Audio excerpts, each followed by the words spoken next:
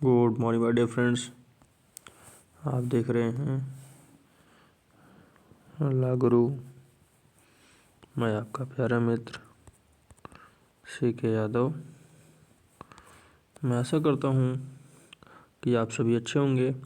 तो चलिए बिना समय गवाए आज हम लोग अटेंड करते हैं किस तरीके से ड्राफ्टिंग एंड कन्वेंसिंग की पार्टिकुलर वर्ड्स और फ्रेजेस क्या क्या बनती हैं किसी भी ड्राफ्टिंग एंड कन्वेंसिंग को लिखते समय।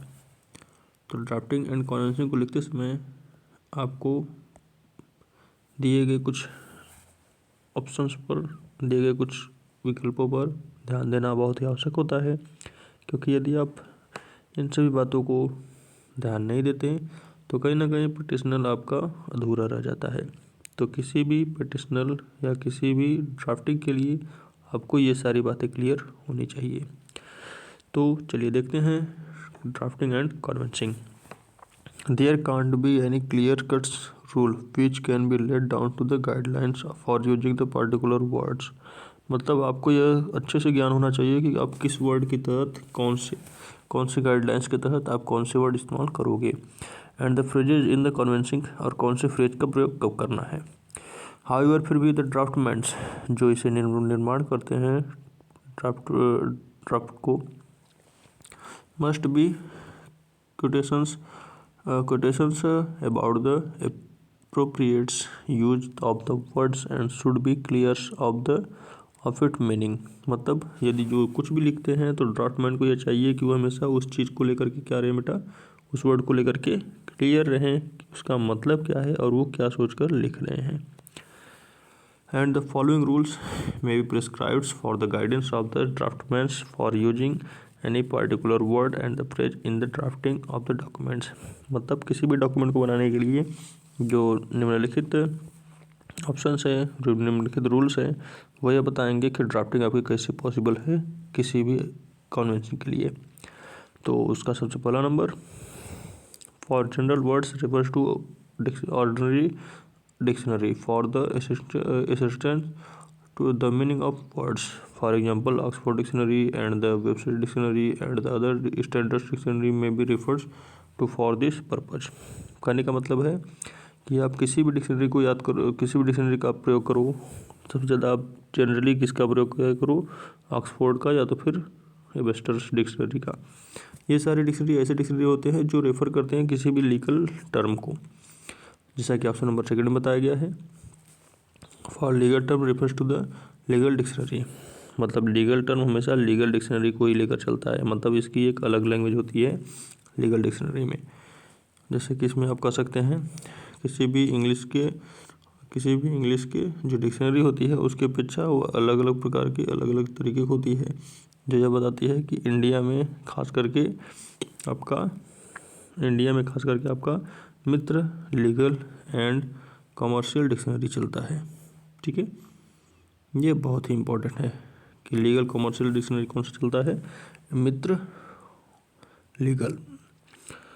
ऑप्शन नंबर 3, तीसरा number, H for H the possible current meaning of the word should be used. आपको उस वर्ड का करंट मीनिंग पता होना चाहिए कि आप किस वर्ड का प्रयोग कर रहे हो। If necessary case law where such words और phrase have been discussed could be quoted in reference, और आप उसको कोटेड करते हुए रेफरेंस देते हुए डिस्कशन होनी चाहिए। टेक्निकल वर्ड्स में be used after asserting their full meaning. मतलब कोई भी आप यदि टेक्निकल वर्ड लिख रहे हो तो उसका टोटल मीनिंग होना चाहिए पता आपको। Important the sense of the appropriate use warranted by the circumstances for the deriving of a technical or special meanings with reference to the context। मतलब किस भी तरीके से आपको उसको टोटल कॉन्टेक्स्ट और उसके टोटल रेफरेंस के बारे में भी जानकारी होना आवश्यक है। 5, to choose the words and the phrases should be the mid convincing of the intentions. आपका जो कन्विंसिंग का इंटेंशन होता है उस चीज़ के लिए आपको अच्छे अच्छे वर्ड चुनने चाहिए जो लीगल से संबंधित हो।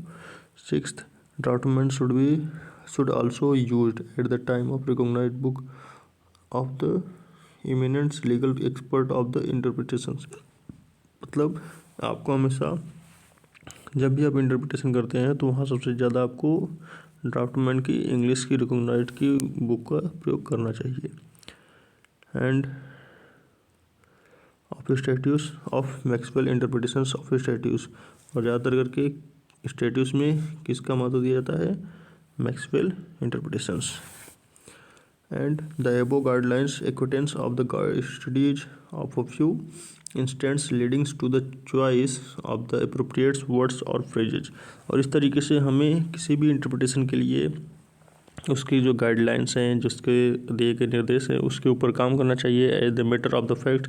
और सबसे अच्छी बात यह है कि we will depends upon the executive on skills. हम एग्जीक्यूटिव के उसके स्किल के ऊपर डिपेंड करते हैं कि किस तरीके के talent as how they express the wishes of the companies in the limited words fitting to and the expressions of the certain event the descriptions of facts, कि हम किसी भी चीज़ पर किस तरीके से बात करते हैं, किस तरीके की हमारी ब्रिफ्टिंग्स होती है एज अ जज के थ्रू। तो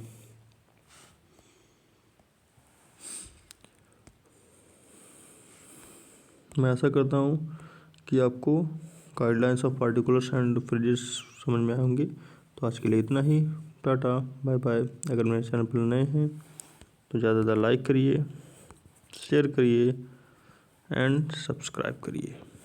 आपका प्यारा मित्र ला गुरु। और अगर आपको प्लीडिंग, ड्राफ्टिंग एंड कन्वेंसिंग की फाइल, प्रैक्टिकल फाइल चाहिए तो आप मुझे कमेंट बॉक्स में कमेंट कर दीजिएगा। मैं आपके लिए प्लीडिंग, ड्राफ्टिंग एंड कन्वेंसिंग का प्रैक्टिकल फाइल अवेलेबल करा दूंगा।